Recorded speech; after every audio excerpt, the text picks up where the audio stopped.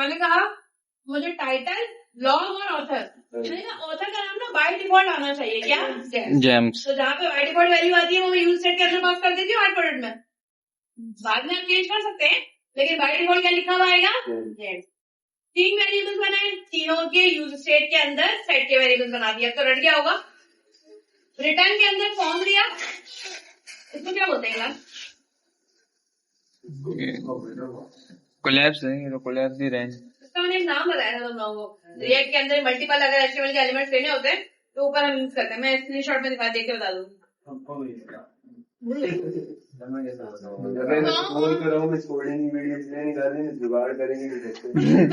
Use ही नहीं आएंगे, भूल गए तुम लोग, नालायक को प्रोजेक्ट तुम लोगों को दिया है, लॉजिक बना के मैंने।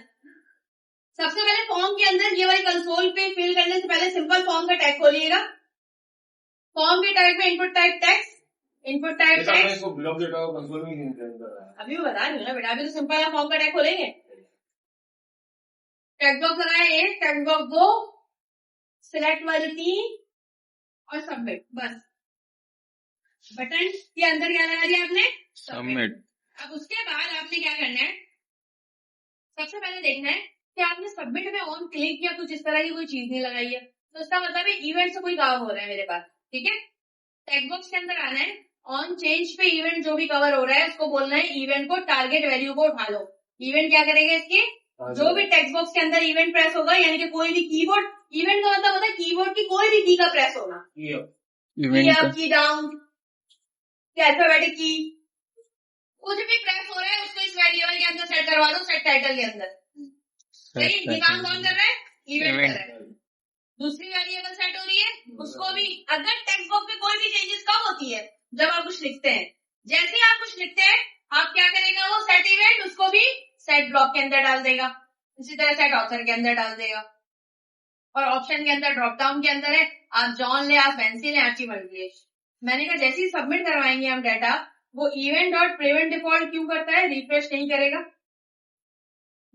और नल नहीं करेगा, नल डाटा कभी भी सबमिट नहीं करता, ये रिफ्रेश नहीं करने देता। सही है, ठीक है। मैंने कहा ब्लॉक डाटा क्या है, ब्लॉक डाटा एक एरे के अंदर लिया, ब्लॉक डाटा एक एरे के अंदर लिया, उसमें मैंने बोला टाइटल कहाँ से उठ के आ रहा है, टाइटल ऊपर जो भी चेंजेस हो रही है इवेंट टाइटल के अंदर चेंज कर रहा है। अच्छा, टेक्स्ट बॉक्स में जो भी चेंजेस हो रही है ब्लॉक टाइटल के अंदर चेंज कर रहा है और ऑथर के अंदर। फिर मैंने ब्लॉक डाटा प्रिंट करवा लिया, आप देखिएगा यहाँ पे, इसको चला देते हैं। फॉर्म्स एंड इवेंट, क्या नाम है इसका, ब्लॉग्स, ब्लॉग्स नाम रखा हुआ है, ब्लॉग्स। और अभी एक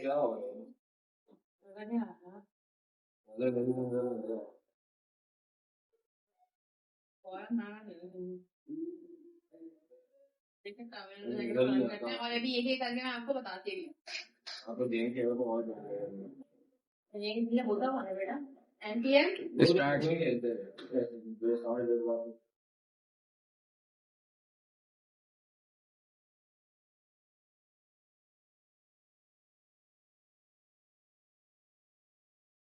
जिस तरह बटन पे इवेंट का प्रेस होना इवेंट चेंजेस से रहता है, उसी तरह कीबोर्ड को पता चले उसके अंदर कुछ गड़बड़ हो रही है, यानी कि उसके कीबोर्ड पे आप कुछ लिख रहे हैं, कुछ लिखवा रहे हैं, तो उसको हम यही कहते हैं, ठीक है।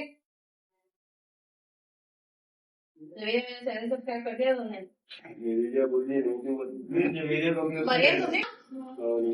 जॉन, अगर मैं जेम्स आना इसके अंदर कोई भी वर्ड लिखती हूँ तो इस टेक्स्ट बॉक्स का इवेंट चेंज होगा, जैसे कि चेंज हो गया, सॉरी करवाऊंगी ना हनी ब्लॉग, क्या पढ़ता तो नहीं, yes, ठीक है।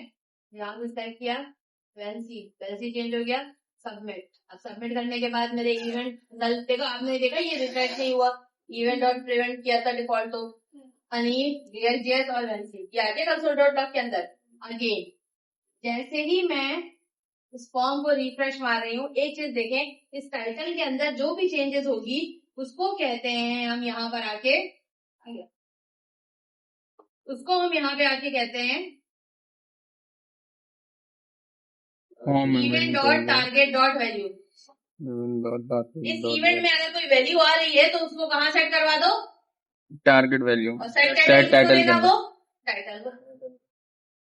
ऑन चेंज इवेंट के अंदर कोई वैल्यू आ रही है, इस वेरिएबल में दे दो, इस वेरिएबल में दे दो।